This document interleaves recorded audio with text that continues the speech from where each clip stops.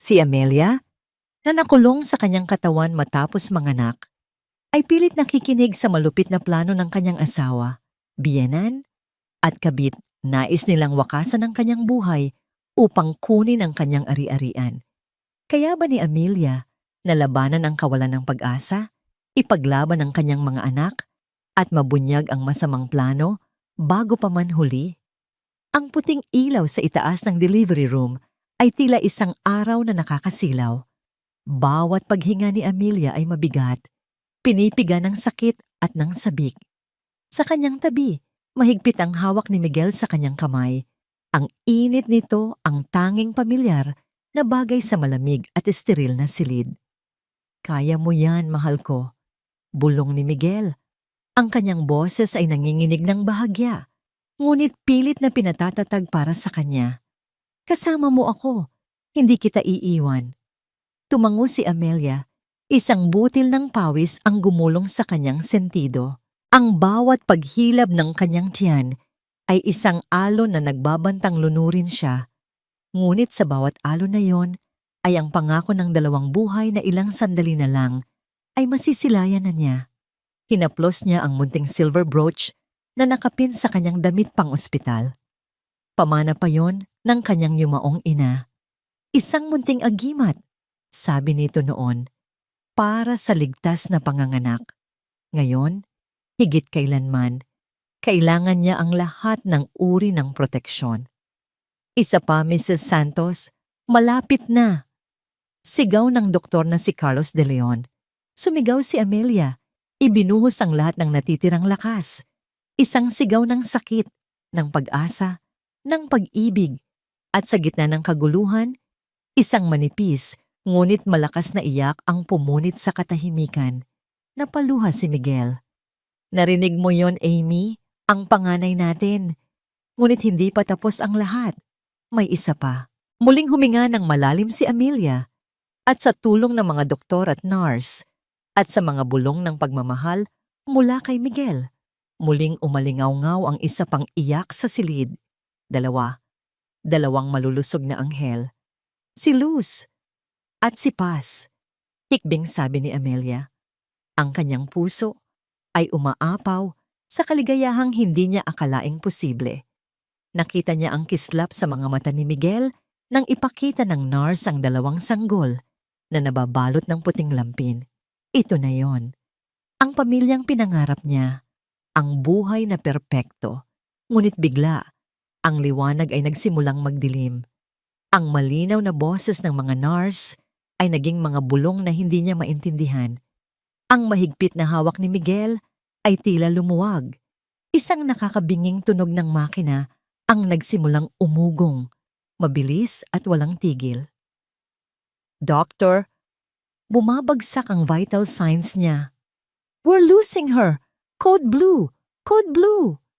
Naramdaman ni Amelia ang isang kakaibang lamig na gumapang sa kanyang buong katawan.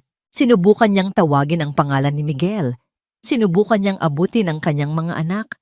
Ngunit ang kanyang mga braso ay parang tingga. Ang kanyang mga mata, na kanina lang ay puno ng luha ng kagalakan, ay unti-unting bumibigat.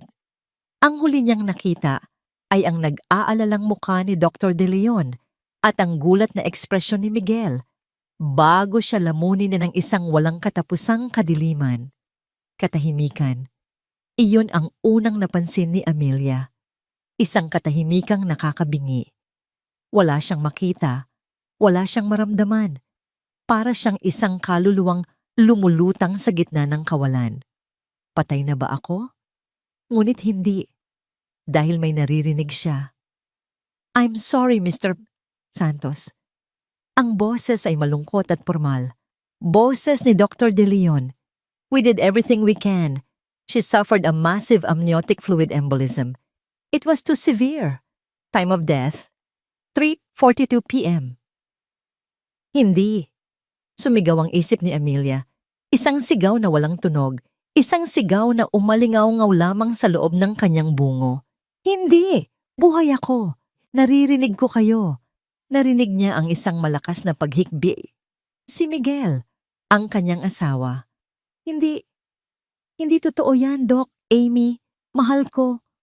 Kasunod nito ay ang boses ng isang babae, matigas at may awtoridad.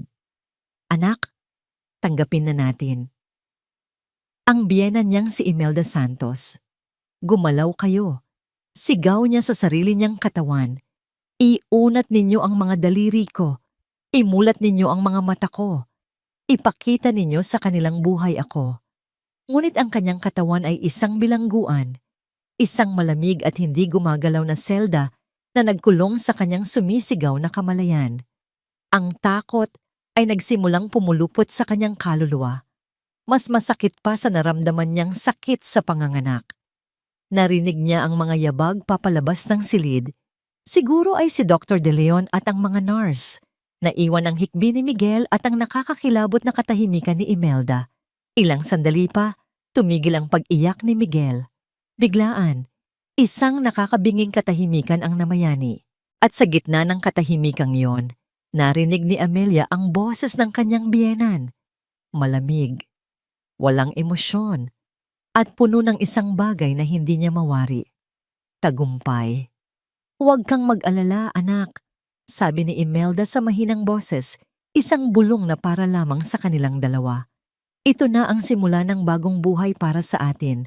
Nakuha na natin ang lahat. Ang mga salita ni Imelda ay parang asidong dahan-dahang tumutulo sa kamalayan ni Amelia. Nakuha na natin ang lahat. Ano? Anong ibig niyang sabihin?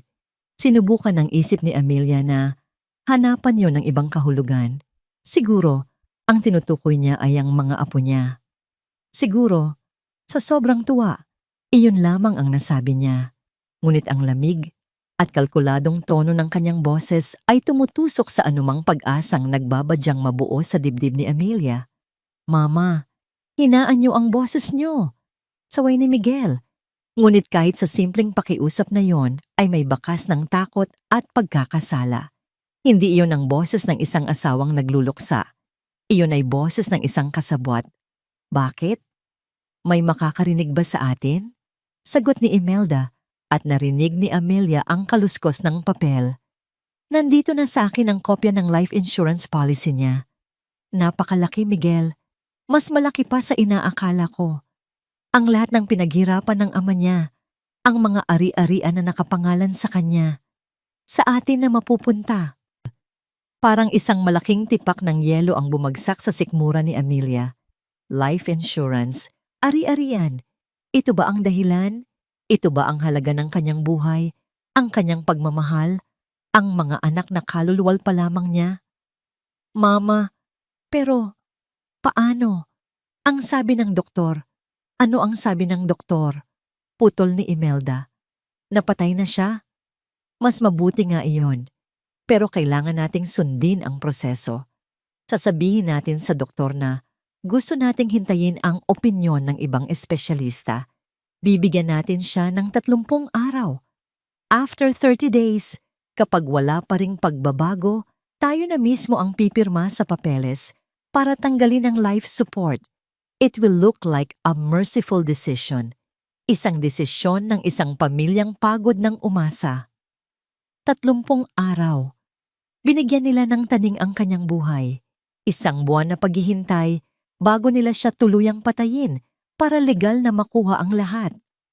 Ang puso ni Amelia, na sa isip niya'y tumigil na sa pagtibok, ay nagsimulang magpumiglas sa galit.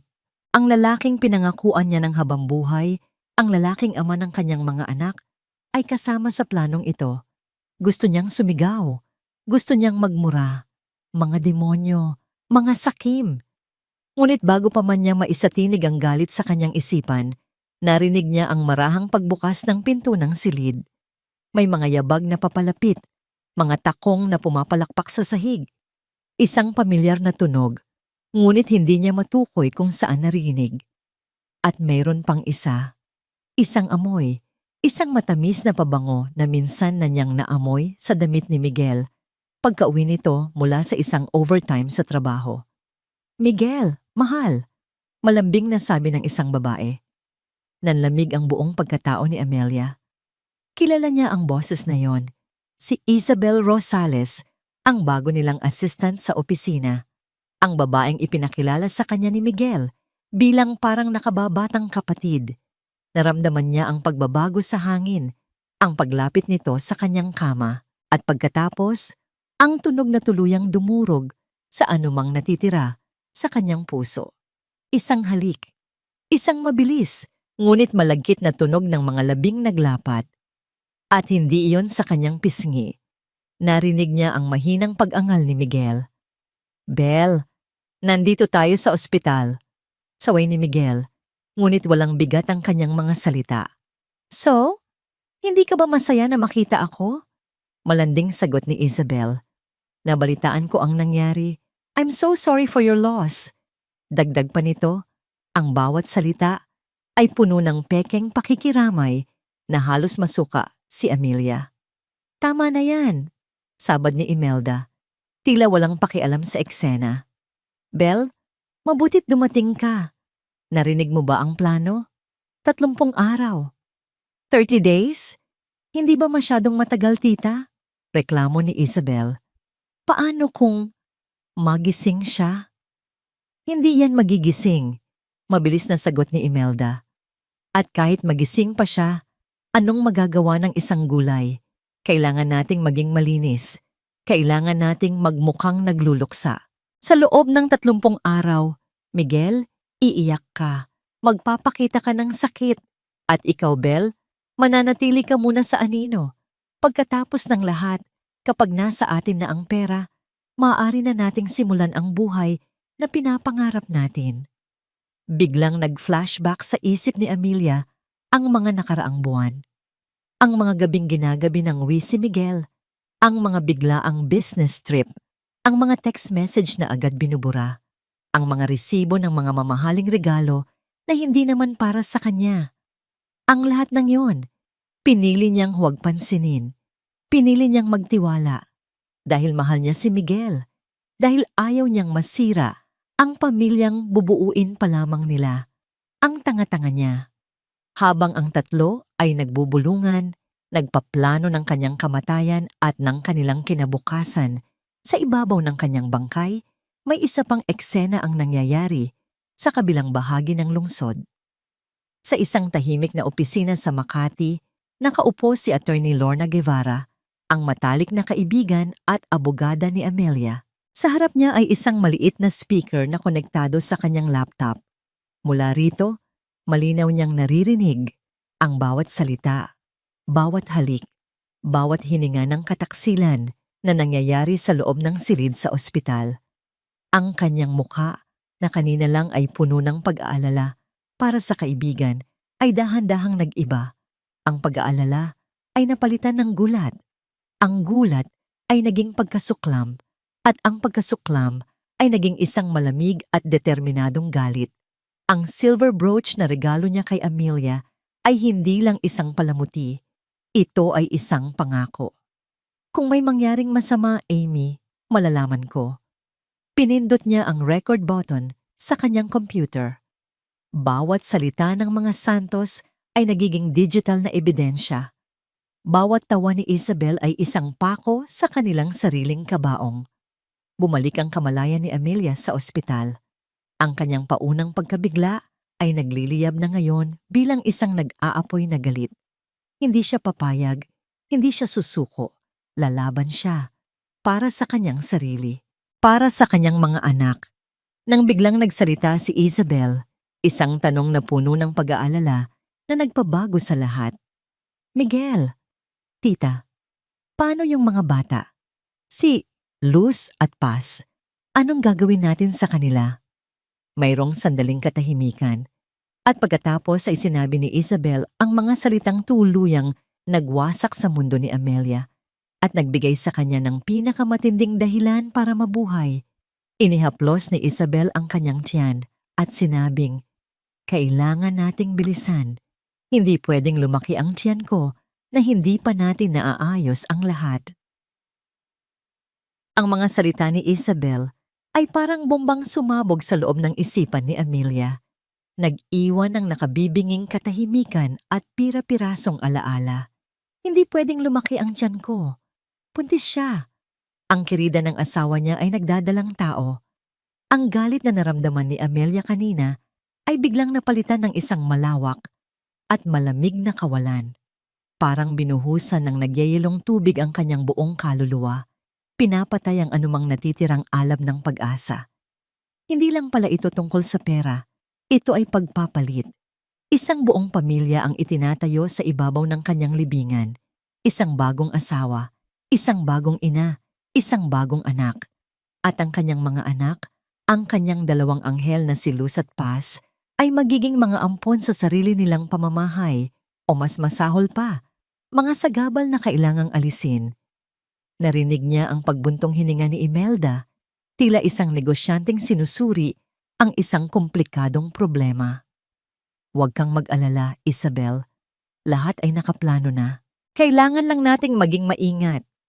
Maingat, Mama? Nanginginig ang boses ni Miguel. Paano tayo magiging maingat?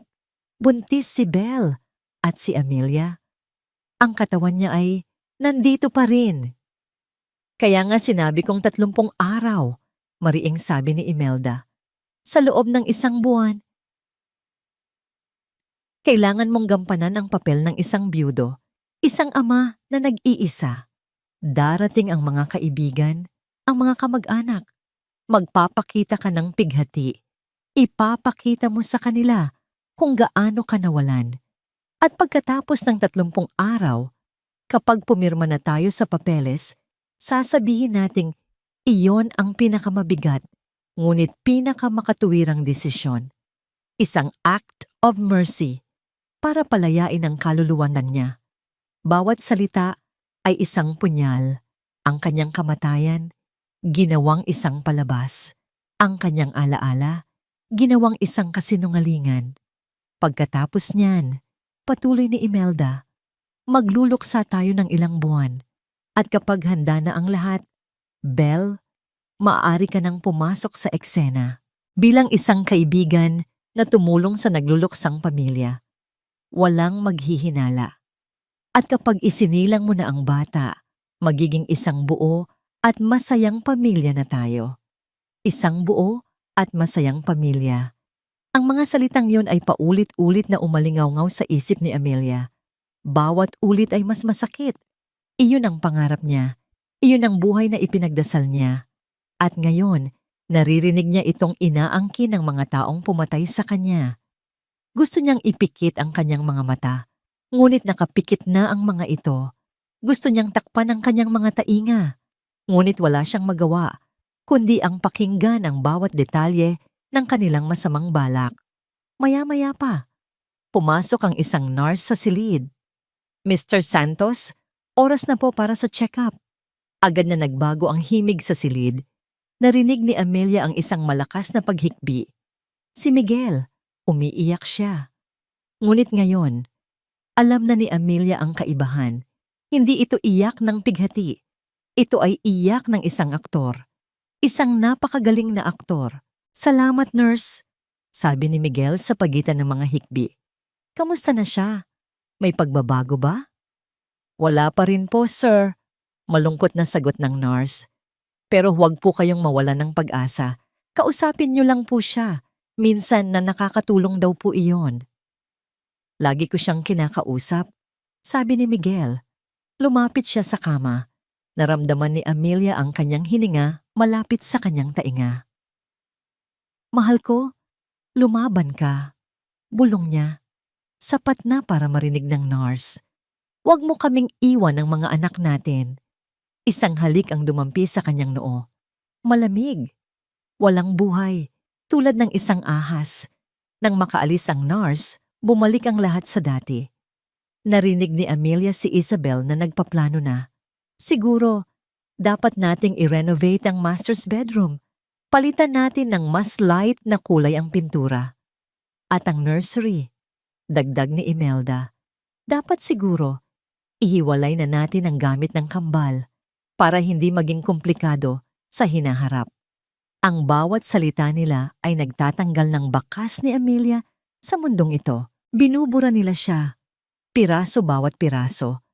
Habang siya ay nakahiga lamang doon, isang bilanggo sa sarili niyang katawan, isang tahimik na saksi sa sarili niyang paglalaho.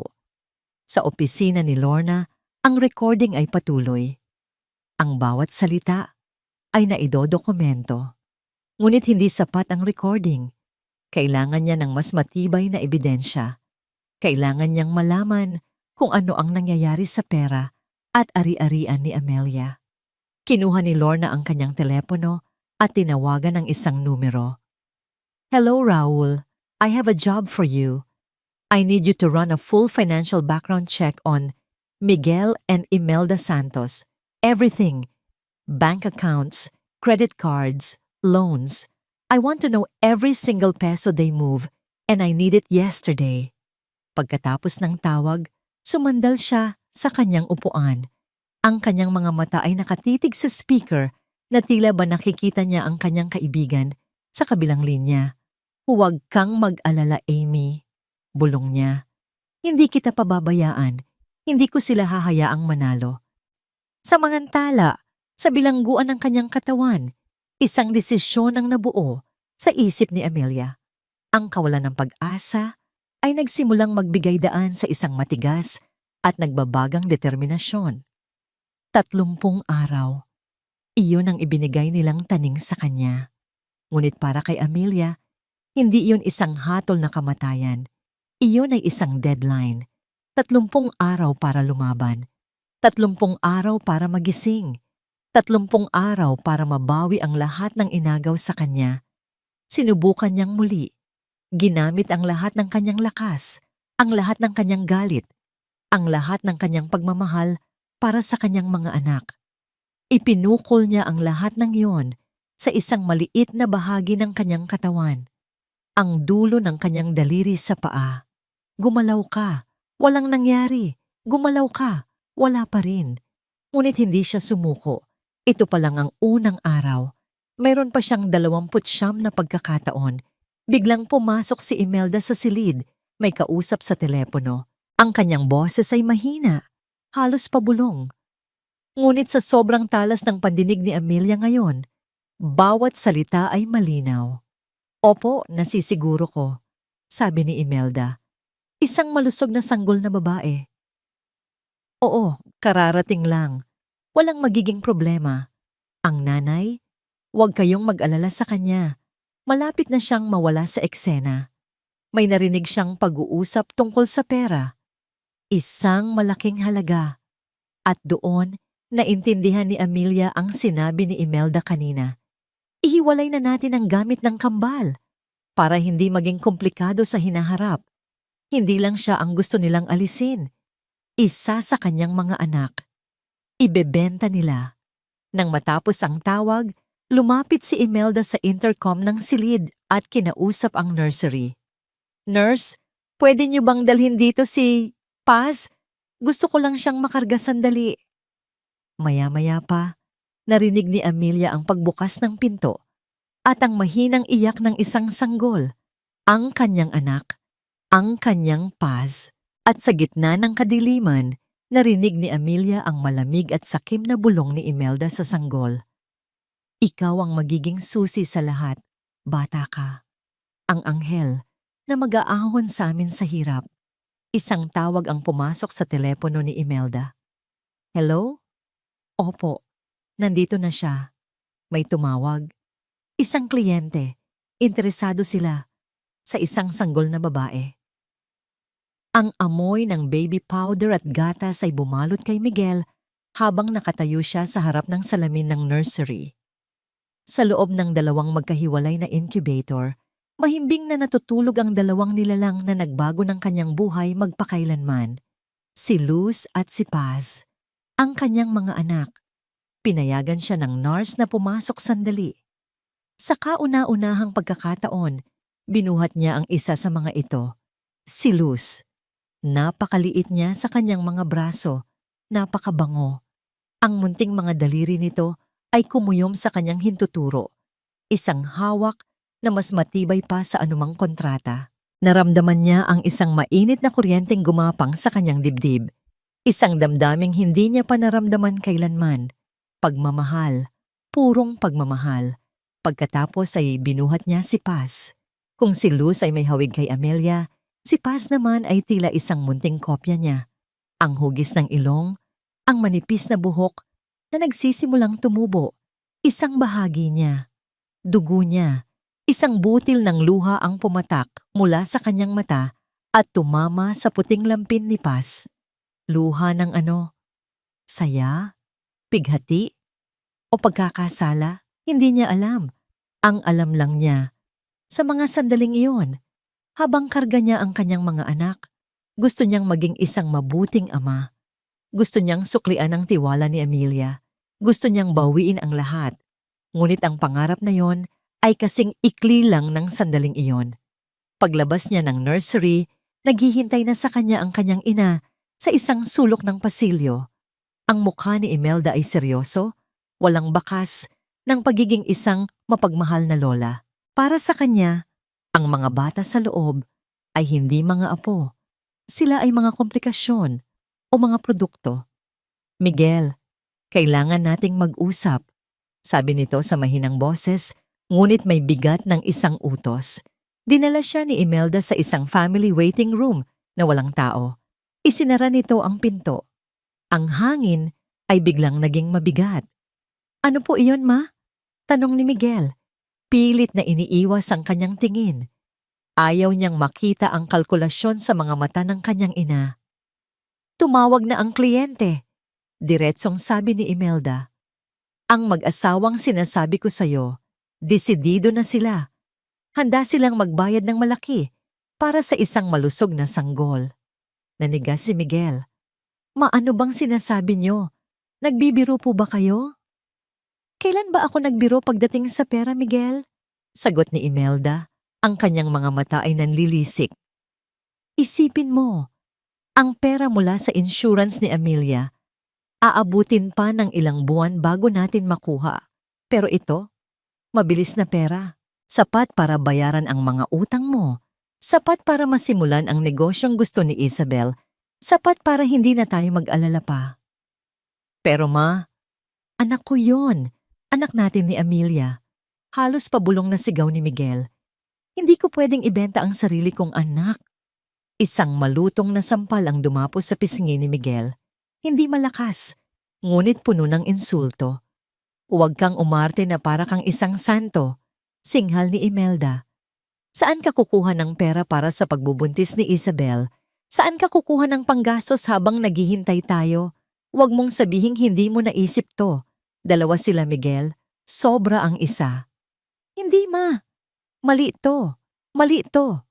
Pilit ni Miguel. Kinukumbinsi ang sarili higit pa sa kanyang ina. Ngumisi si Imelda. Isang ngising nakakakilabot. Mali? Gusto mo bang pag-usapan natin kung ano ang tunay na mali?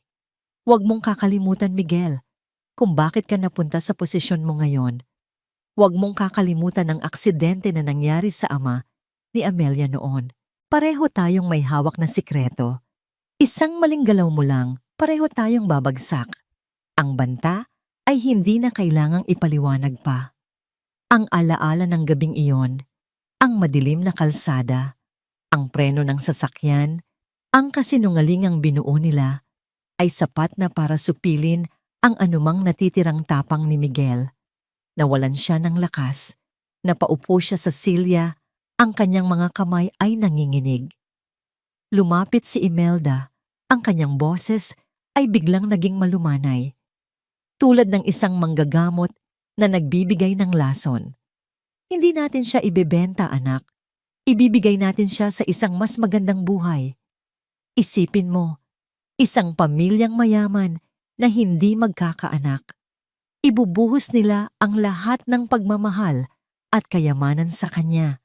Magkakaroon siya ng buhay na hindi natin kayang ibigay. Hindi ba't isang kabutihan yon? Pumasok si Isabel sa silid. Bit-bit ang 2 tasa ng kape. Ang kanyang muka ay puno ng pag-aalala. Ngunit alam ni Miguel na ito ay para sa sarili niya, hindi para sa kanya. Inilapag niya ang kape at hinaplos ang braso ni Miguel. Mahal, napag-usapan na namin ni tita. Malambing niyang sabi. Para rin naman to sa kinabukasan natin, ng pamilya natin. Idiniin niya ang salitang natin. Hindi ko kayang Hindi ko kayang mag-alaga ng anak ng iba, Miguel, lalo na't may sarili tayong bubuuin.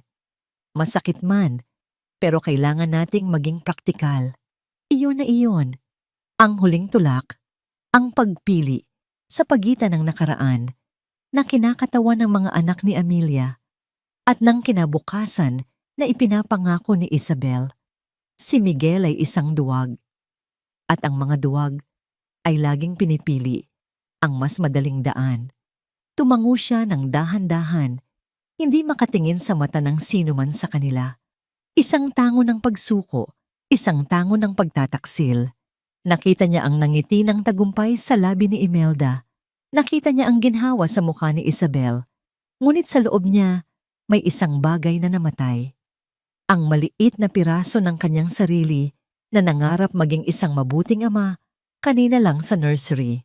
Tumayo siya, iniwan ang dalawang babae sa kanilang pagbubunyi at naglakad pabalik sa nursery. Mula sa salamin, pinagmasdan niya ang natutulog na si Paz. Ang kanyang munting anghel na walang kamalay-malay sa hatol na iginawad sa kanya ng sarili niyang ama. Ang bigat ng buong mundo ay tila pumatong sa kanyang mga balikat. Humilig siya sa salamin, ang kanyang noo ay nakadikit sa malamig na bubog. Sa isang bulong na puno ng sakit at pagsisisi, sinabi niya ang mga salitang magiging sumpa niya habang buhay. Patawarin mo si Papa, anak. Ang mga salita ni Miguel, patawarin mo si Papa, anak, ay tumagos sa kadiliman at tumama sa kamalayan ni Amelia na parang kidlat. Ang bawat pantig ay isang pag-amin, isang hatol, isang katapusan. Hindi ito katapusan. Sa isang iglap, ang lahat ng sakit, ang lahat ng pighati, ang lahat ng pakiramdam ng pagiging biktima ay naglaho. Ang natira na lamang ay isang dalisay at nagngangalit na apoy. Isang apoy na sinindihan ng pinakamatinding uri ng pag-ibig, ang pagmamahal ng isang ina para sa kanyang anak. Walang hiya ka, Miguel. Walang hiya kayong lahat. Ang sigaw ay umalingaw-ngaw sa loob ng kanyang isipan. Napakalakas na halos akalain niyang maririnig ito ng lahat sa silid. Ngunit ang kanyang katawan ay nanatiling tahimik, isang estatwa ng pagkakanulo. Narinig niya ang pag-uusap ni Imelda sa telepono. Inaayos ang mga detalye. Ang presyo, ang lugar ng pagkikita, ang mga kasinungalingan na kanilang sasabihin sa ospital para mailabas ang isa sa kambal. Adoption papers, sabi ni Imelda. Isang malayong kamag-anak na gustong umampon. Bawat salita ay nagpapatigas sa determinasyon ni Amelia. Ang kanyang isip, na dati puno ng mga maliligayang alaala nila ni Miguel, ay ngayon ay nagiging isang silid ng stratehiya. Kailangan niyang mag-isip. Kailangan niyang lumaban. Naalala niya ang araw na nagpa-ultrasound sila. Ang unang beses na nakita niya ang dalawang kumikislap na tuldok sa monitor. Dalawang tibok ng puso. Sinabi niya kay Miguel, doblemente biyaya. At niyakap siya nito at sinabing, doblemente pagmamahal, mga kasinungalingan. Lahat ng iyon, ang alaala, ay hindi na nagdulot ng sakit, kundi ng lakas. Ang pagmamahal na yon ay hindi nawala. Ito ay nasa kanya pa rin. At ang pagmamahal na yon ang magiging sandata niya. Isinara niya ang kanyang isip sa lahat ng ingay sa paligid, sa boses ni Imelda, sa pagdaan ng mga nurse, sa tunog ng mga makina. Itinuon niya ang lahat ng kanyang enerhiya, lahat ng kanyang kalooban, sa isang sulong punto. Ang hinliliit ng aking kaliwang kamay, imahinasyon. Sa simula, iyon lang. Inimagine niya ang kanyang daliri na gumagalaw. Isang maliit na pag-angat, isang maliit na pagbaluktot, paulit-ulit, milyon-milyong beses sa loob ng kanyang isipan. Gumalaw ka, para kay Luz. Gumalaw ka, para kay Paz. Gumalaw ka, para sa akin. Ang mga oras ay lumipas. Ang araw ay naging gabi. Narinig niya ang pagpapalit ng shift ng mga nurse. Narinig niya si Miguel na pumasok, nagpaalam sa kanya ng isang pekeng.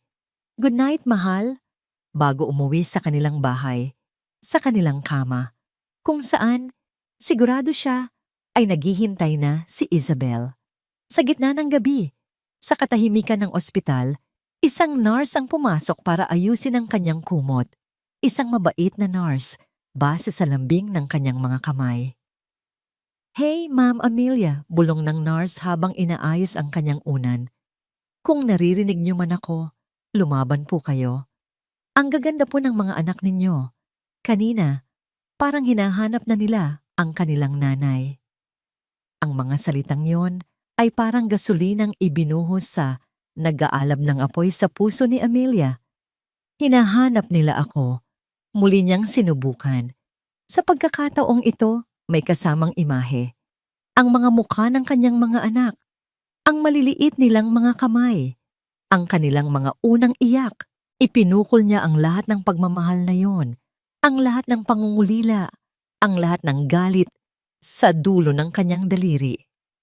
At pagkatapos, may nangyari. Isang kislap. Isang kuryente. Isang bahagyang pag-angat. Napakaliit. Napakabilis. Na halos hindi niya naramdaman. Ngunit naramdaman niya. Isang twitch. Isang hindi voluntaryong paggalaw. Napatigil ang nurse sa kanyang ginagawa. Tinitigan nito ang kamay ni Amelia. Ano yon? Ngunit ang daliri ay hindi na muling gumalaw. Bumalik ito sa pagiging bato. Guni-guni ko lang siguro, sabi ng nurse sa sarili, at nagpatuloy na sa kanyang gawain bago lumabas ng silid. Ngunit para kay Amelia, iyon ay hindi guni-guni. Iyon ay isang himala, isang senyales, isang patunay na mayroon pang pag-asa, na ang kanyang katawan, ang kanyang bilangguan ay may siwang na pala, isang maliit na butas kung saan maaaring makadaan ang liwanag. Nang sumunod na araw, pumasok si Imelda sa silid. Ang kanyang mukha ay masaya. Ang kanyang mga hakbang ay magaan. May dala siyang bulaklak para sa palabas. Inilagay niya ito sa florera, sa tabi ng kama ni Amelia. Lumapit siya. Ang kanyang mukha ay ilang pulgada na lang mula kay Amelia. Ang amoy ng kanyang mamahaling pabango ay nakakasulasok. Alam mo, Amelia, bulong ni Imelda, ang kanyang boses ay puno ng paghamak at tagumpay. Mas mabuti na rin siguro na ganito ka. Isang pabigat lang na malapit nang mawala. Inayos ni Imelda ang buhok ni Amelia na nakakalat sa unan. Isang kilos na puno ng pagkukunwari. At ang isa mong anak? Nagpatuloy siya. Huwag kang mag-alala para sa kanya. Magkakaroon siya ng buhay na hinding-hindi mo kayang ibigay. Isang buhay na puno ng yaman. Malayo sa pamilyang ito. Malayo sa'yo. Pagkasabi noon, tumalikod na si Imelda at lumabas ng silid. Iniwan si Amelia sa isang katahimikang mas maingay pa kaysa sa sigawan. Ngunit ang mga salita ni Imelda ay hindi na nakasakit kay Amelia. Sa halip, ang mga ito ay naging panggatong. Isang paalala sa kung ano ang nakataya. Hindi na siya ang Amelia na mahina at nagtitiwala. Ang babaeng nakahiga sa kama na ito ay iba na. Siya ay isang ina. Isang leon ang handang gawin ang lahat para protektahan ang kanyang mga supling. At sa katahimikan ng kanyang isipan, isang pangako ang kanyang binitawan. Naririnig kita, Imelda. Naririnig ko kayong lahat. At hindi ako papayag. Magigising ako. At sa araw na imumulat ko ang aking mga mata, sisingilin ko kayong lahat sa inyong mga kasalanan. Ipinikit niyang muli ang kanyang isipan at muling nag-ensayo. Gumalaw ka. At sa pagkakataong ito, ang twitch ay mas malakas na bampok. Ang chandelier sa itaas ng pribadong silid ng restaurant ay kumikinang na parang mga diamante. Bawat kubyerto sa mesa ay pilak. Bawat plato ay mamahaling porselana. Para kay Imelda Santos, ito ang kanyang natural na kapaligiran. Isang mundo ng kapangyarihan at yaman na matagal na niyang inaasam. At ngayon, abot kamay na niya. Sa tapat niya, nakaupo ang mag-asawang Del Prado, isang makapangyarihang negosyante at ang kanyang socialite na asawa. Sila ang kliyente. Sila ang solusyon. Sila ang huling pagkakataon para sa isang perpektong plano. Gusto naming pasalamatan kayo, Mrs. Santos, sa pag-ayos ng pagkikitang ito. Sabi ni Mr. Del Prado, ang kanyang boses ay formal, ngunit may bakas ng desperasyon. Tawagin niyo na lang akong Imelda. Nakangiting sabi ni Imelda. Ang kanyang nangiti ay ensayado, puno ng init at peking pag-unawa. Pamilya na rin naman ang turingan natin, hindi ba? Sa kanyang tabi, si Miguel ay hindi mapakali. Pinaglalaruan niya ang tinidor, iniiwasan ang tingin ng lahat. Mukha siyang isang batang napilitang sumama sa isang pagtitipon ng mga matatanda. Duwag, isip ni Imelda. May kasamang bahagyang pagkadismaya. Ngunit sa ngayon, kailangan niya ang kahinaan ng kanyang anak. Ang totoo, Imelda, nagsalita si Mrs. Del Prado, ang kanyang mga matang namumugto ay hindi maikukubli ng mamahaling pampaganda. Hindi na kami makapaghintay. Ilang taon na naming ipinagdarasal ito. Sigurado ka bang walang magiging problema? Inilapag ni Imelda ang kanyang kopita ng alak. Tinitigan niya ang mag-asawa. Ang kanyang mukha ay nagpapakita ng malalim na pakikiramay. Naiintindihan ko ang inyong pag-aalala. Maniwala kayo sa akin. Ito ay isang napakabigat na desisyon para sa aming pamilya. Ang aking manugang, si Amelia, nasa napakadelikadong kalagayan. At ang aking anak na si Miguel, nag-iisa na lang niyang bubuhayin ang 2 bata. Huminga siya ng malalim, isang dramatic pause na kanyang pinraktis. Hindi sa hindi namin mahal si Paz. Diyos ko, mahal na mahal namin ang batang iyon.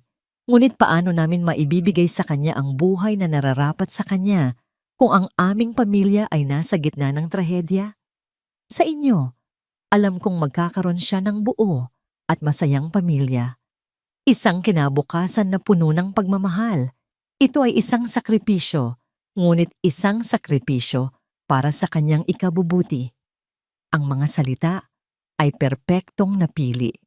Bawat isa ay tumutusok sa puso ng desperadong mag-asawa.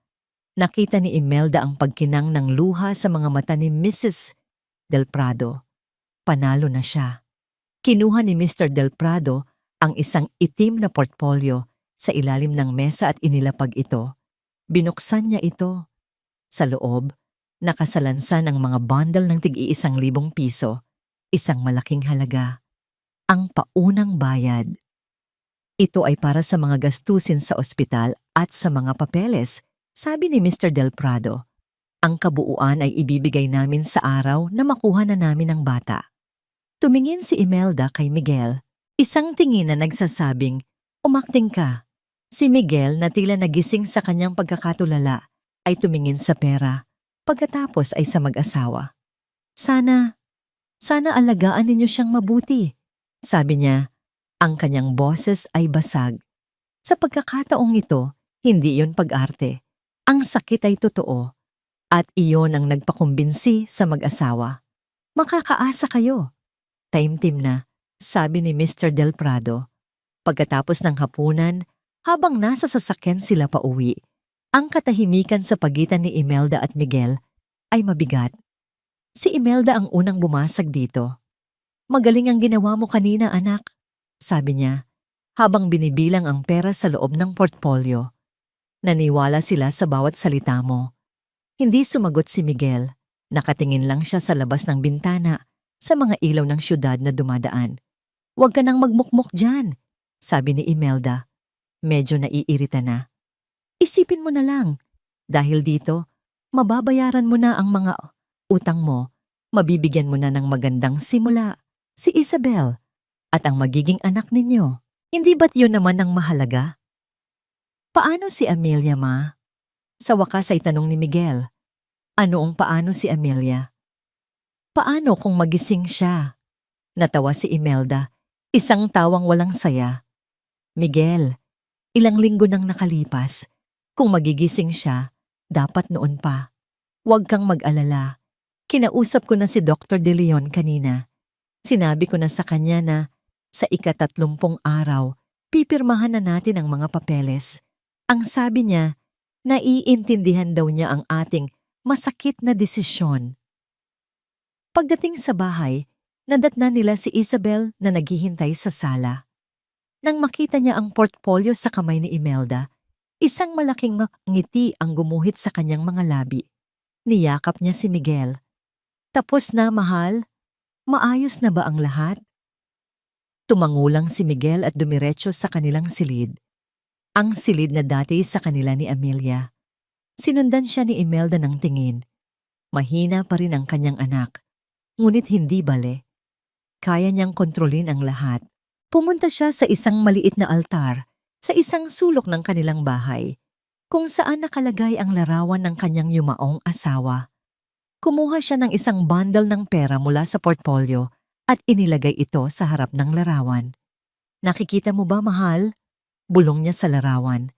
Sinabi ko naman sa'yo, aayusin ko ang lahat. Ang lahat ng ito ay para sa kinabukasan ng ating anak, ng ating pamilya. Kinabukasan, sa ospital, habang binabantayan niya ang comatose na si Amelia, tinawagan niyang muli si Dr. De Leon para kumpirmahin ang lahat. Yes, doctor, sabi niya sa telepono. Ang kanyang boses ay puno ng ensayadong pighati. Bukas ng umaga, sa 31 araw, pupunta kami dyan para pirmahan ang lahat ng kailangan. Salamat sa iyong pag-unawa. This is the hardest decision of our lives. Pagkababa niya ng telepono, ngumisi siya. Bukas na ang katapusan ng lahat. Bukas na ang simula ng kanyang bagong buhay. Hindi niya alam na sa kabilang linya, si Dr. De Leon ay hindi basta-basta naniwala. Mayroon siyang napansin. Isang maliit, halos hindi makitang spike sa brain activity chart ni Amelia mula kagabi. Itinabi niya ito bilang isang anomaly. Ngunit ngayon, dahil sa tawag ni Imelda, isang maliit na butil ng pagdududa ang naitanim sa kanyang isipan. Tinitigan niya ang chart. Ano kaya ito? At sa ibabaw ng kama, sa likod ng mga matang nakapikit, narinig ni Amelia ang lahat. Bukas, ang araw ng kanyang paghuhukom. Ang oras ay nauubos na. 29 na araw. Ang mga salitang yon ay parang isang kampanang paulit-ulit na tumutunog sa isipan ni Amelia. 720 oras ng pagiging bilanggo. 43,200 minuto ng pagdinig sa mga kasinungalingan. Ngayon, wala pang 24 na oras na lang ang natitira. Ang kadiliman sa kanyang paligid ay hindi na nakakatakot.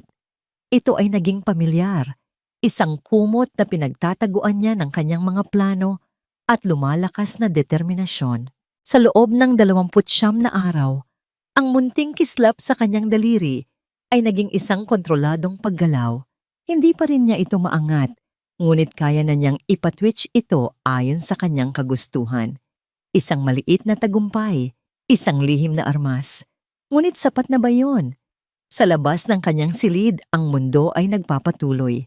Narinig niya ang pagdating ng umaga, ang pagpasok ng mga nurse, ang paglilinis ng silid, ang pagdating ng kanyang mga berdugo. Pumasok sina Miguel, Imelda at Isabel.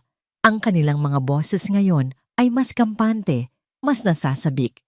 Para silang mga heredero na naghihintay na basahin ang huling habilin. Ito na ang huling araw ng paghihirap mo, Amelia, sabi ni Imelda habang inaalis ang mga luma at lantang bulaklak sa florera. Bukas, sa wakas, makakapagpahinga ka na.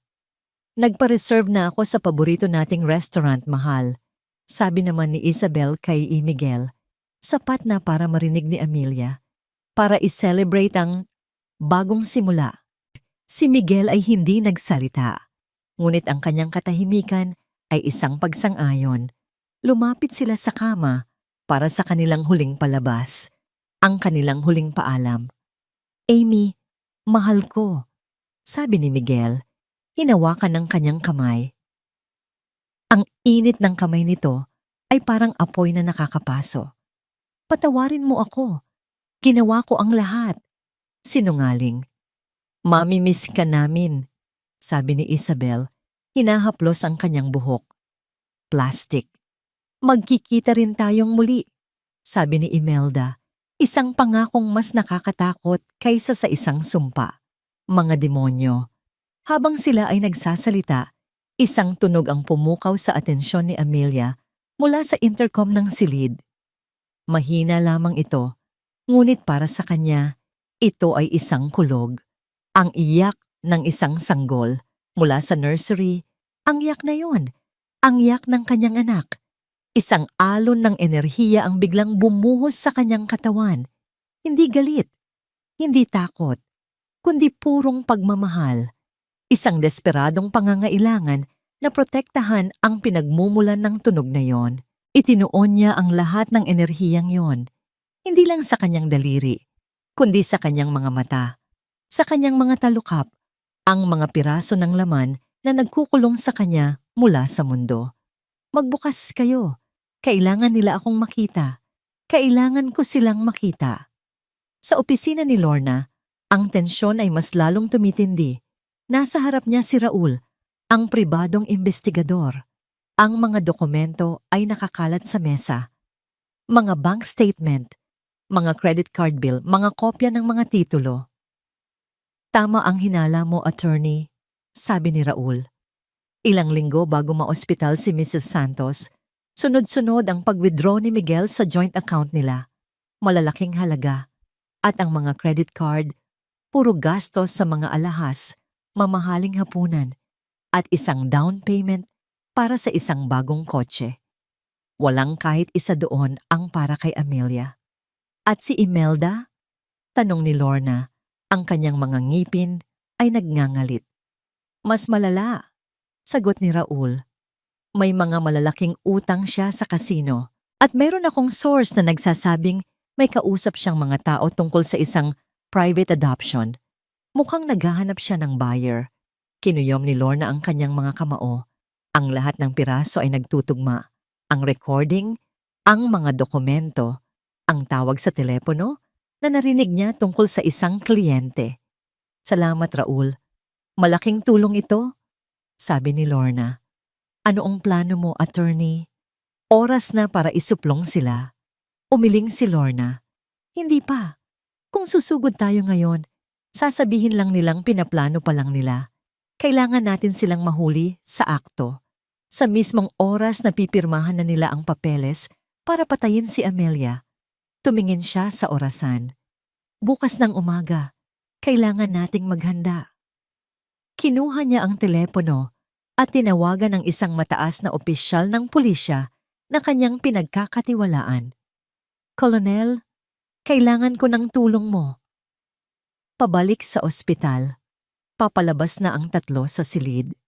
Handa na silang iwanan si Amelia sa kanyang huling gabi. Huminto si Miguel.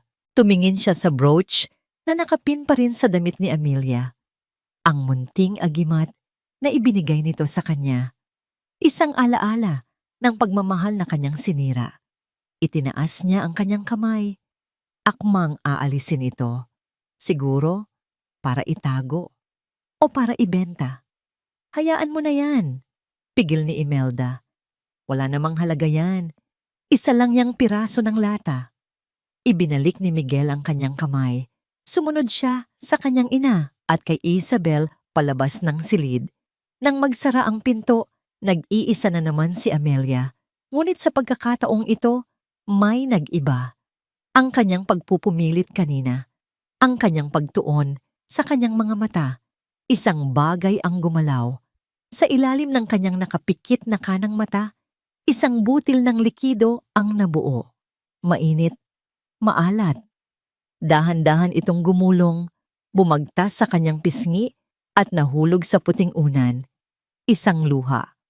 Ang unang pisikal na manifestasyon ng kanyang paghihirap. Ang unang patak ng ulan bago ang isang malakas na bagyo. Bukas, darating ang bagyo. Ang umaga ng ika-30 araw ay dumating na may kasamang kakaibang katahimikan. Para kay Amelia, ang bawat segundo ay parang isang butil ng buhangin na nahuhulog sa isang hourglass. Hudyat ng nalalapit niyang katapusan o ng kanyang pinakahihintay na paglaya. Ang luha kagabi ay isang tagumpay, ngunit hindi pa sapat. Kailangan niya ng higit pa. Kailangan niya ng boses. Kailangan niya ng mga mata. Narinig niya ang pagdating nila, ang mga yabag sa pasilyo. Mas marami sila ngayon. Pumasok sa silid si Dr. Carlos De Leon kasama ang isang head nurse. Ang kanilang mga muka ay seryoso at malungkot. Mga profesional na handang gawin ang isang mahirap na tungkulin. Sa likod nila, nakasunod ang pamilya Santos. Si Miguel, na nakasuot ng itim na polo, ang kanyang mukha ay isang perpektong maskara ng pighati. Si Imelda, na may dignidad ng isang nagluluksa, ngunit matatag na byuda. At si Isabel, na maingat na nakatayo sa may pintuan, isang anino na handa nang lumabas sa liwanag. Mr. Santos, Mrs. Santos, simula ni Dr. De Leon sa isang malumanay na tono. Nandito na po ang mga papeles. Sigurado na po ba kayo sa inyong desisyon? Tumango si Imelda, kinuha ang papel mula sa doktor. Buo na ang aming pasya, Dok. Panahon na para palayain namin siya. Si Miguel ay lumapit sa kama. Hinawakan niyang muli ang kamay ni Amelia. Malamig na ito. Walang buhay. Mahal ko. Bulong niya. Ang kanyang hininga ay amoy kape at kasinungalingan. Paalam na. Magkikita rin tayo. Inabot ni Imelda ang ballpen at ang papeles kay Miguel. Pirahan mo na, anak. Ang buong atensyon sa silid ay nasa kay Miguel. Ang pag-scratch ng ballpen sa papel ang magiging hudyat ng kanilang tagumpay. Ang tunog na yon ang magiging mitya ng kanilang bagong buhay. Itinaas ni Miguel ang ballpen. Ang dulo nito ay ilang sentimetro na lang mula sa linya kung saan nakasulat ang kanyang pangalan. Sa sandaling iyon, ginamit ni Amelia ang lahat ng natitira niyang lakas. Ang lahat ng galit, ang lahat ng pagmamahal, ang lahat ng alaala ng kanyang mga anak. Ipinukol niya ang lahat ng iyon, hindi na sa kanyang mga daliri o sa kanyang mga mata, kundi sa kanyang lalamunan, sa kanyang mga vocal cord na matagal nang natutulog. Isang salita. Kailangan lang niya ng isang salita. Ang dulo ng ballpen ay dumampi na sa papel. Wa. Ang tunog ay mahina, garalgal, parang kaluskos ng tuyong dahon. Ngunit sa nakabibinging katahimikan ng silid, ito ay umalingaw-ngaw na parang isang putok ng baril. Nabitawan ni Miguel ang ballpen. Tumalsik ito sa sahig. Lahat ay napatingin sa kama. Dahan-dahan, napakabagal, na parang isang bulaklak na sumisibol sa dilim, ang mga talukap ng mata ni Amelia ay nagsimulang gumalaw. Naghiwalay ang mga ito, at mula sa siwang, dalawang mata ang lumitaw, mga matang hindi na puno ng pagmamahal o pagtitiwala, kundi ng isang malamig at nag-aapoy na galit. Ang mga mata na yon ay nakatitig ng diretso kay Miguel. Napaatras si Dr. De Leon at ang nurse. Ang kanilang mga mukha ay puno ng pagkamangha at hindi makapaniwalang tuwa. Himala, nasabi ng nurse.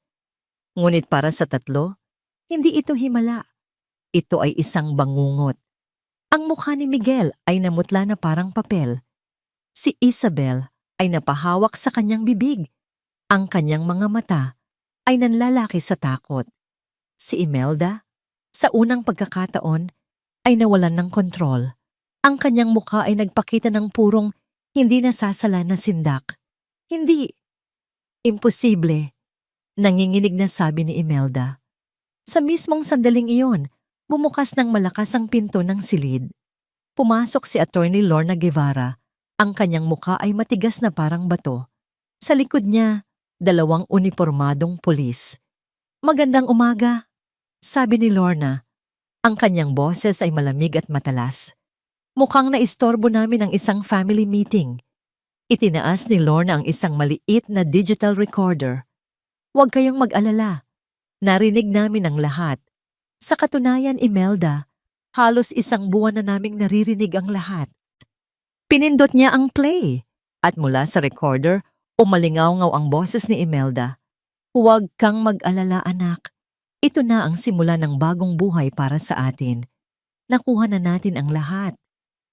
Ang kulay sa mukha ni Imelda ay tuluyang naglaho. Muling nagsalita si Amelia. Mas malakas na ngayon, ang kanyang mga mata ay hindi pa rin inaalis kay Miguel. Traidor. Iyon na ang hudyat. Lumapit ang mga pulis. Miguel Santos, Imelda Santos, Isabel Rosales, inaaresto namin kayo para sa kasong conspiracy to commit murder. Nagsimulang magpumigla si Imelda. Walang katibayan yan. Gawa-gawa nyo lang yan. Bukod sa recording ng bawat pag-uusap ninyo sa loob ng 30 araw, kalmadong sabi ni Lorna habang inilalabas ang isang folder ng mga dokumento. Mayroon din kaming ebidensya ng financial transactions, testimonya mula sa mga saksi at isang well-documented plan para iligal na ibenta ang isa sa mga anak ni Amelia. Sa pagbanggit ng planong pagbenta sa bata, si Miguel ay tuluyang bumagsak. Napaluhod siya sa sahig, humahagulgol. Hindi ko sinasadya. Si Mama ang may plano ng lahat. Manahimik ka. Sigaw ni Imelda, ang kanyang dignidad ay tuluyan ng gumuho. Wala kang kwentang anak. Ang malamig na tunog ng posas na isinasara sa mga kamay ni Miguel at ni Isabel ay pumuno sa silid. Habang kinakaladkad ng mga pulis si Imelda, ang kanyang mga mata ay puno ng galit na nakatutok kay Amelia. Hindi pa tayo tapos, Amelia. Sigaw niya, ang kanyang boses ay umalingaw-ngaw sa pasilyo. Hindi pa tayo tapos. Nang mawala na sila at tumahimik na ang paligid, ang natira na lang ay ang tunog ng umiiyak na nurse, ang gulat na si Dr. De Leon, ang matatag na si Lorna at si Amelia na sa wakas ay malaya na. Tumingin siya kay Lorna at sa unang pagkakataon sa loob ng 1 buwan, isang tunay na emosyon maliban sa galit ang lumitaw sa kanyang mukha. Pasasalamat at pagkatapos ay ibinaling niya ang kanyang tingin kay Dr. De Leon. Isang tanong lang ang nasa kanyang isipan, isang pangangailangan na mas malakas pa sa kanyang kagustuhang makatayo. Ang mga anak ko? Hirap niyang sabi. Ngumiti si Dr. De Leon sa gitna ng kanyang mga luha. Nasa nursery sila, Amelia. Ligtas sila at naghihintay sila sa'yo. Nakatayo si Lorna Guevara sa gilid ng silid. Pinapanood ang mga huling bakas ng kaguluhan na nililinis ng mga staff ng ospital. Ang amoy ng takot at pagkakasala ay unti-unting napapalitan ng amoy ng antiseptic. Isang senyales na ang lason ay naalis na. Sa loob ng 30 araw, ang silid na ito ay naging isang teatro ng kataksilan. Ngayon, ito ay isang santuwaryo. Bilang isang abogada, sanay si Lorna sa mga drama sa korte, sa mga laro ng ebidensya at testimonya. Ngunit ang nakita niya kanina ay iba. Ang pagmulat ni Amelia ay hindi isang legal na tagumpay. Ito ay isang himala. At ang pag-aresto sa pamilya Santos ay hindi lang pagpapatupad ng batas. Ito ay paghahatid ng hustisya. Isang personal na hustisya para sa kanyang matalik na kaibigan. Iniwan niya sandali si Amelia sa pangangalaga ni Dr. De Leon at sinundan ng mga pulis sa istasyon. Kailangan niyang siguraduhin na ang bakal ay pinupukpok habang mainit. Sa interrogation room sa likod ng one-way mirror, pinanood niya ang 3 mukha ng kasamaan. Si Miguel ang unang bumigay. Walang anumang tapang na natira. Siya ay naging isang kaawa-awang bata na umiiyak at nagsusumbong. Hindi ko po ginusto yon. Hagulgol niya sa investigador. Si Mama po. Si Mama ang nagplano ng lahat. Sunod lang po ako ng sunod sa kanya. Patawarin niyo po ako. Ang bawat salita ay isang patak ng lason na ibinabalik niya sa sariling ina. Suklam ang naramdaman ni Lorna. Sumunod si Isabel. Ginamit niya ang kanyang mga luha at ang kanyang sinapupunan bilang panangga. Buntis po ako. Hikbi niya. Nagkamali po ako, pero nagmamahal lang po ako. Naawa lang po ako kay Miguel. Maawa po kayo sa magiging anak ko. Ang kanyang pag-arte ay mas magaling pa kay Miguel. Ngunit para kay Lorna, ang kanyang mga salita ay kasing baho ng nabubulok na basura. At panghuli, si Imelda. Kahit nakaposas at nasa loob ng isang maliit na silid, ang kanyang tindig ay mayabang pa rin. Walang pagsisisi, walang takot, tanging purong galit. Mga walang kwenta! Sigaw niya sa mga pulis. Hindi niyo kilala kung sino ang kinakalaban ninyo.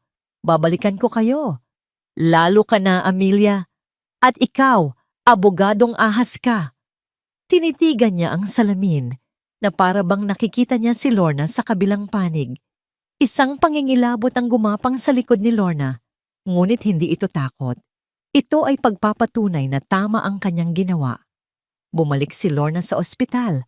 Ang kanyang isip ay abala na sa mga susunod na hakbang. Habang naglalakad, sunod-sunod ang kanyang mga tawag. Yes, I need you to file an immediate freeze order on all assets of Miguel and Imelda Santos. Opo, Colonel. Kailangan natin ng temporary protection order para kay Amelia at sa mga bata. No visitors allowed without my personal clearance. I-secure ninyo ang bahay. Baka may itinatagong ebidensya. Pagpasok niya sa silid, naabutan niyang kausap ni Dr. De Leon si Amelia. Ang boses ni Amelia ay mahina pa rin, ngunit ang kanyang mga mata ay may liwanag na. Isang liwanag ng determinasyon. Attorney, sabi ni Amelia nang makita siya. Amy, malambing na sagot ni Lorna, hinawakan ang kamay ng kaibigan. Tapos na. Ligtas ka na. Tumulo ang luha sa mga mata ni Amelia. Salamat, Lorna. Utang ko sa iyo ang buhay ko. Hindi, Amy. Utang mo yan sa sarili mo, sa paglaban mo, sabi ni Lorna. At may dalawang dahilan kung bakit ka lumaban. At palagay ko, oras na para makita mo sila. Sumenya si Lorna kay Dr. De Leon. Tumango ang doktor at may kinausap sa intercom. Ilang sandali pa, bumukas ang pinto. Pumasok ang head nurse, may tulak-tulak na bassinet. Sa loob, magkatabing natutulog ang dalawang munting anghel, balot na balot sa kulay rosas na kumot. Si Luz at si Paz. Ang paghinga ni Amelia ay bumilis. Ang kanyang mga kamay, na kanina lang ay nanghihina, ay biglang nagkaroon ng lakas. Iniunat niya ang mga ito. Maingat na kinuha ng nurse ang isang sanggol at dahan-dahang inilapag sa kanang braso ni Amelia. Pagkatapos, ang isa pa ay sa kaliwa. Sa unang pagkakataon, mula nang siya ay mamatay, nayakap ni Amelia ang kanyang mga anak. Idinikit niya ang kanyang mukha sa malambot na buhok ni Luz, nilanghap ang bango nito. Pagkatapos ay kay Paz, hinagkan niya ang maliliit nilang mga noo. Ang mga luha ay malayang dumaloy sa kanyang mga pisngi, ngunit hindi na ito luha ng pighati o galit. Ito ay luha ng purong, walang katulad na pag-ibig at ginhawa. Luz ko, Pasko, hikbi niya. Nandito na si Mama. Hindi na kayo pababayaan ni Mama. Nakatayo sa isang sulok, pinanood ni Lorna ang eksena. Ang lahat ng stress, ang lahat ng puyat, ang lahat ng panganib. Lahat ay sulit para sa sandaling ito. Ito ang tunay na hustisya. Ang isang ina na inagawa ng lahat ay muling nabuo sa pagyakap sa kanyang mga anak.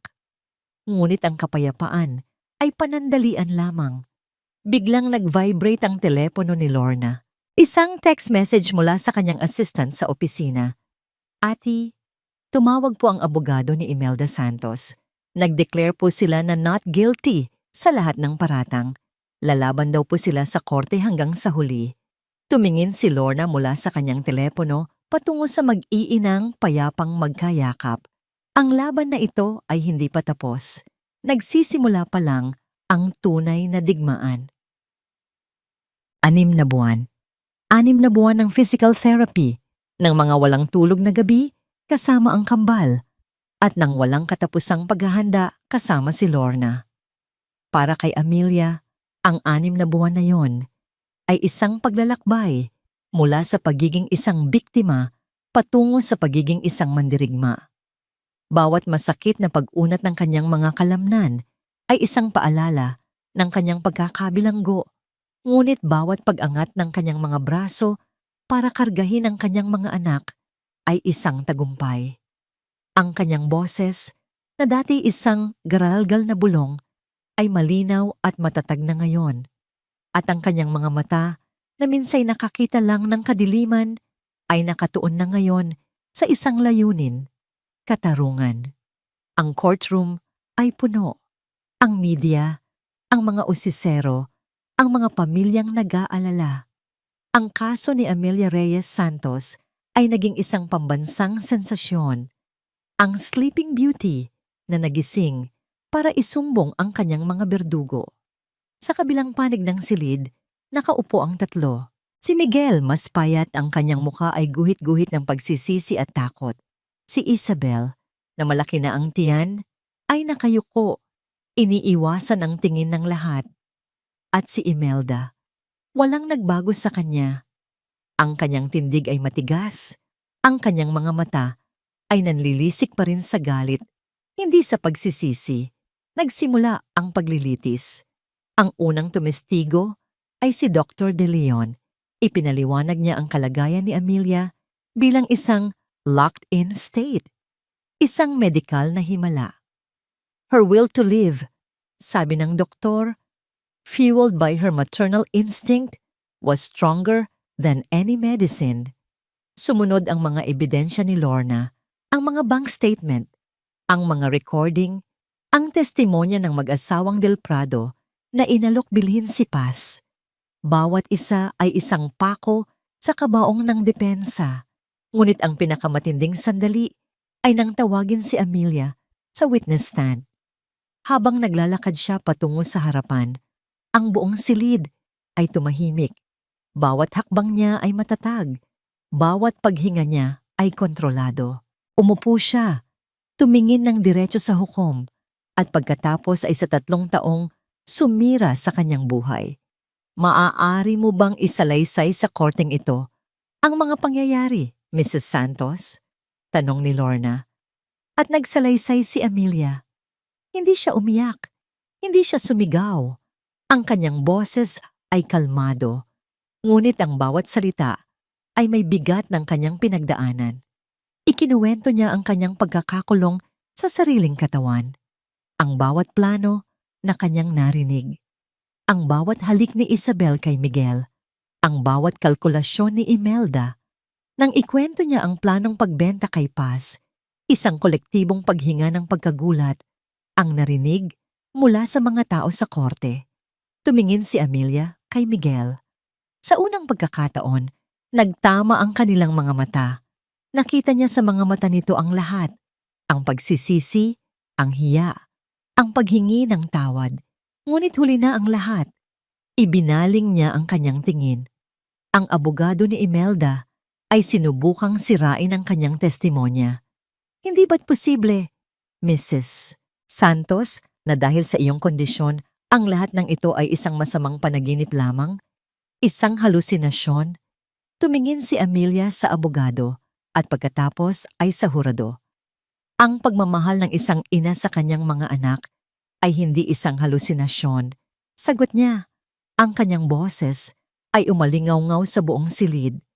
Ang pagnanais na protektahan sila mula sa kasamaan ay ang pinakatotoong bagay sa mundong ito.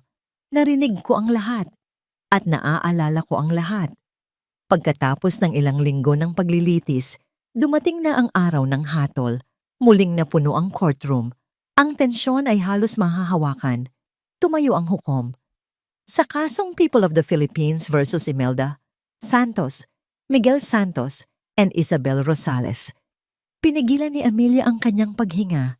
Hinawakan ni Lorna ang kanyang kamay sa ilalim ng mesa. This court finds you, Imelda Santos, and you, Miguel Santos, guilty beyond reasonable doubt for the crime of frustrated murder and attempted human trafficking. Isang malakas na ingay ang pumuno sa silid. Si Imelda ay sumigaw. Isang sigaw ng hayop na nasukol. Walang hustisya dito? Si Miguel ay napahagulgol. Ang kanyang katawan ay nayanig sa tindi ng kanyang pag-iyak. And for you, Isabel Rosales, patuloy ng hukom.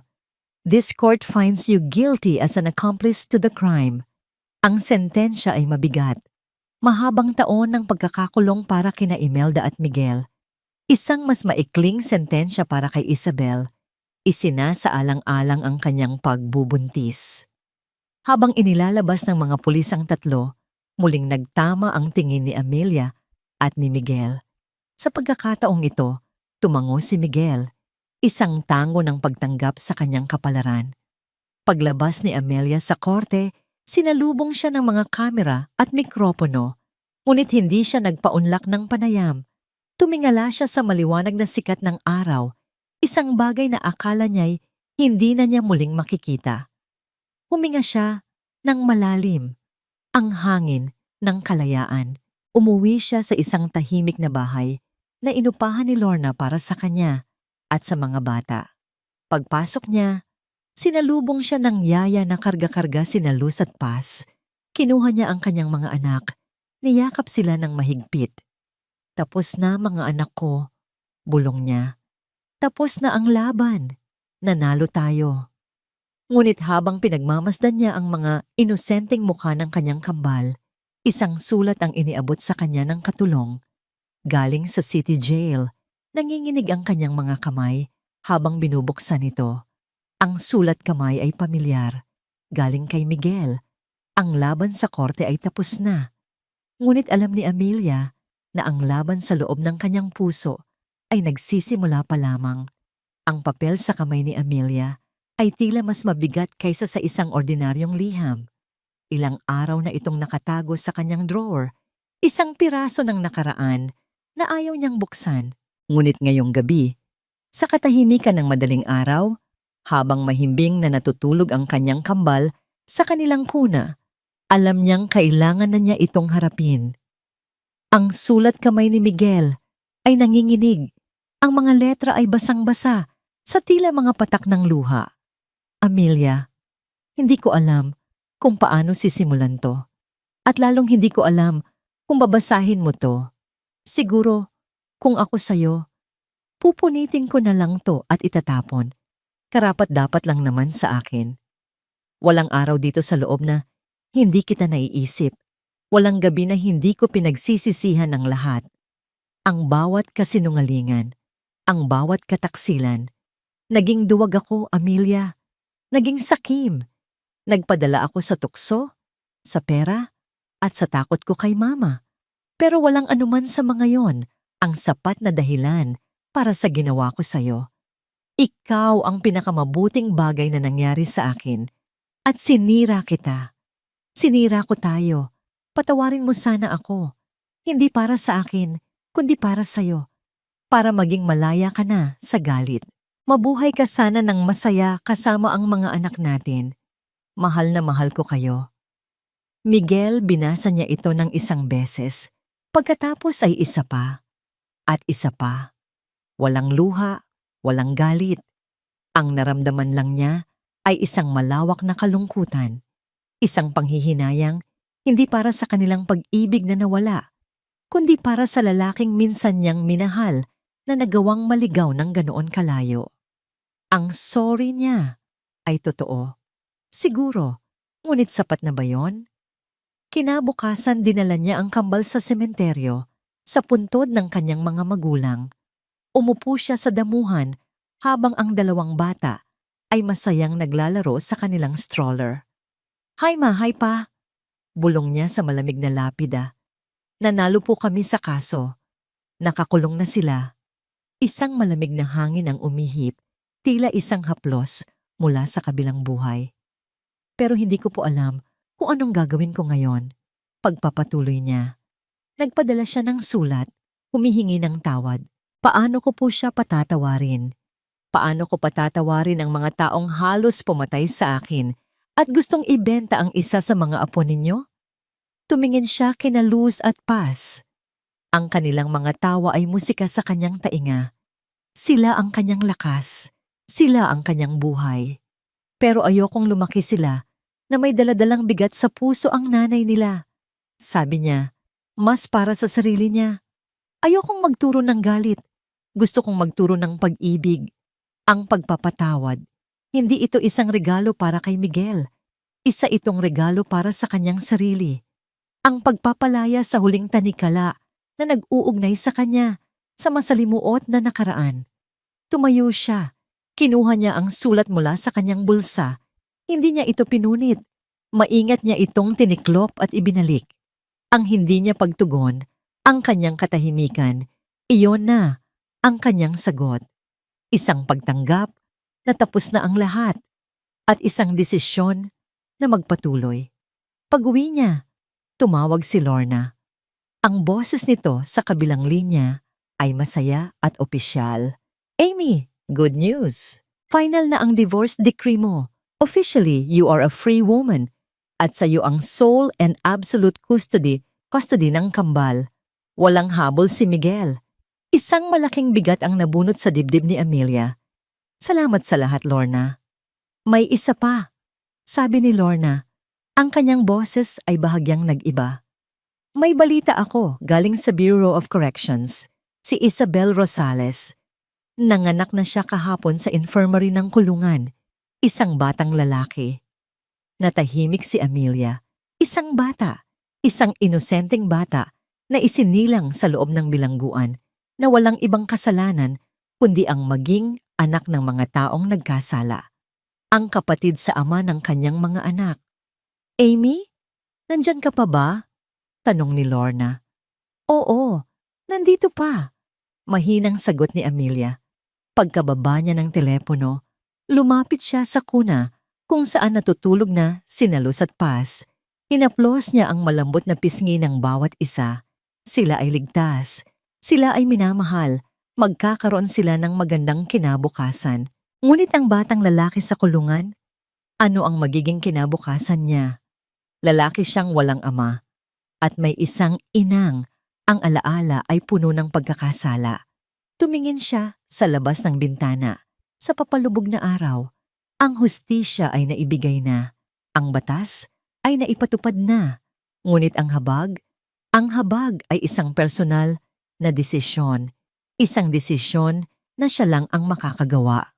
At sa sandaling iyon, habang pinagmamasdan niya ang kanyang dalawang natutulog na anghel, isang hindi inaasahang plano ang nabuo sa kanyang isipan. Isang plano na hindi nakabatay sa galit ng nakaraan, kundi sa pag-asa para sa kinabukasan. Isang plano para sa isang batang hindi niya pa nakikita, ngunit sa isang banda ay kadugo pa rin ng kanyang mga anak. Isang taon na ang nakalipas mula nang imulat ni Amelia ang kanyang mga mata at bawiin ang kanyang buhay. Ang mundo ay hindi na madilim. Ito ay puno na ng kulay. Nakatayo siya sa entablado ng isang hotel ballroom sa harap ng maraming tao. Ang ilaw ng mga kamera ay nakatutok sa kanya, ngunit hindi na siya nasisilaw. Sa likod niya, isang malaking banner ang nakasulat. The Reyes Foundation, pag-asa para sa mga ina at anak. Grand launching. Maraming salamat po sa inyong pagdalo. Simula ni Amelia, ang kanyang boses ay malinaw at puno ng kumpiyansa. Isang taon na ang nakalipas. Akala ko ay katapusan na ng lahat para sa akin. Ngunit natutunan ko na kung minsan, ang mga pinakamasakit na pagtatapos ay simula lamang pala ng mga pinakamagandang kabanata. Ginamit niya ang isang bahagi ng perang minana niya sa kanyang mga magulang, ang parehong perang pinag-interesan nina Imelda, para itayo ang pundasyong ito. Isang organisasyong tutulong sa mga single mothers, mga biktima ng abuso, at mga batang nangangailangan. Ginawa niyang isang simbolo ng pag-asa, ang isang bagay na minsay naging sanhi ng kasakiman. Ang pundasyong ito, patuloy niya, ay alay ko sa aking mga magulang na nagturo sa akin ng pagmamahal at sa aking dalawang anak, sina Luz at Paz, na nagturo sa akin kung paano lumaban. Pumalakpak ang mga tao. Sa isang sulok, nakita niya si Lorna, nakangiti at nagpupunas ng luha. Sa tabi nito, ang matapat na si Dr. De Leon, Sila ang kanyang naging pamilya sa gitna ng unos. Pagkatapos ng event, habang nagkakape sila ni Lorna sa isang tahimik na sulok, ibinigay ni Lorna ang isang sobre kay Amelia. Final report mula sa social services, sabi nito. Binuksan ito ni Amelia. Sa loob, mga litrato ng isang malusog at masayang batang lalaki na naglalaro sa isang malinis na bahay ampunan. Sa ilalim, may sulat mula sa head nun, Mrs. Santos muli. Maraming salamat sa iyong buwanang anonymous donation. Ang batang si David ay lumalaking malusog at bibo. Napakalaking tulong ng iyong suporta para sa kanyang kinabukasan. Hindi na David ang pangalan nito sa birth certificate, ngunit iyon ang pangalang ibinigay ni Amelia na ang ibig sabihin ay minamahal. Isang bagong simula, isang bagong pagkakakilanlan, malayo sa anino ng kanyang mga magulang. Sigurado ka na ba talaga dito, Amy? Tanong ni Lorna sa ika-100 beses.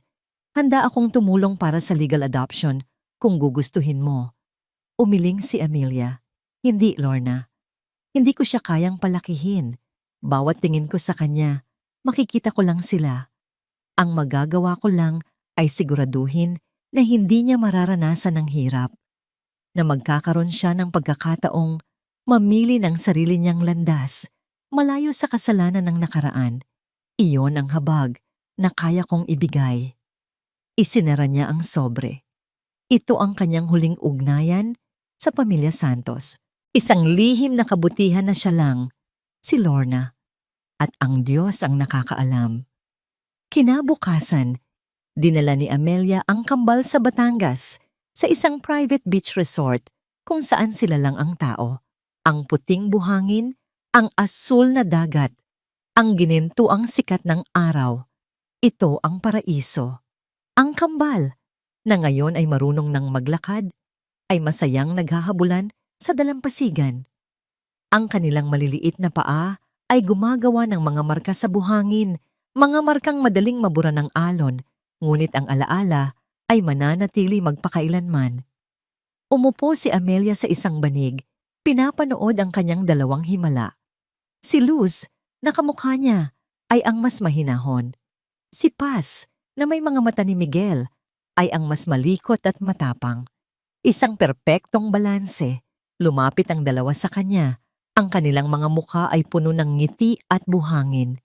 Niyakap niya sila ng mahigpit. Nilanghap ang amoy ng dagat at araw sa kanilang mga buhok. Mama, sabi ni Paz, itinuturo ang papalubog na araw. Tumingin si Amelia sa dapit hapon. Ang langit ay pinintahan ng kulay kahel, rosas at lila. Isang pangako ng panibagong umaga. Hindi na niya naisip ang nakaraan. Ang sakit, ang pagkakanulo, ang paghihiganti. Lahat ng iyon ay bahagi na lang ng kwentong nagdala sa kanya kung nasaan siya ngayon. Ang mahalaga ay ang ngayon, ang yakap ng kanyang mga anak, ang tunog ng kanilang mga tawa, ang kapayapaan sa kanyang puso. Hinalikan niya ang tuktok ng ulo ng kanyang kambal. Kayo ang aking himala, bulong niya. Kayo ang aking lahat. At sa paglubog ng araw sa abot-tanaw, alam ni Amelia na sa wakas, pagkatapos ng mahabang kadiliman, nakauwi na siya. At dito po nagtatapos ang kwento ni Amelia. Isang kwento ng katatagan, pag-ibig at pag-asa.